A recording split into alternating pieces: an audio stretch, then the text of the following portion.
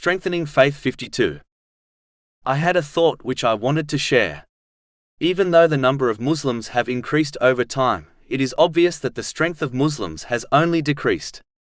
Each Muslim, irrespective of the strength of their faith, believes in the authenticity of the Holy Quran, as doubting it would cause them to lose their faith.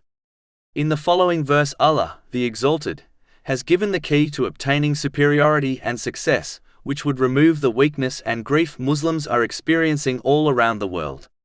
Chapter 3, Ali Imran, verse 139.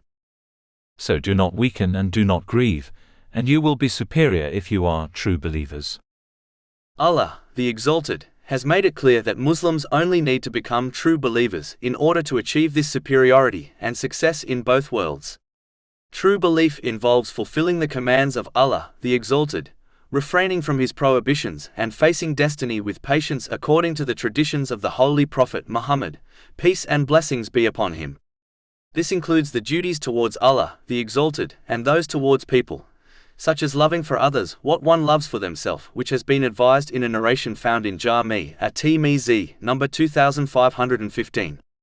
This requires one to learn and act on Islamic teachings. Through this attitude was success and superiority granted to the companions, may Allah be pleased with them. And if Muslims desire to achieve it, then they must return to this rightly guided attitude. As Muslims believe in the Holy Quran, they should understand this simple teaching and act on it.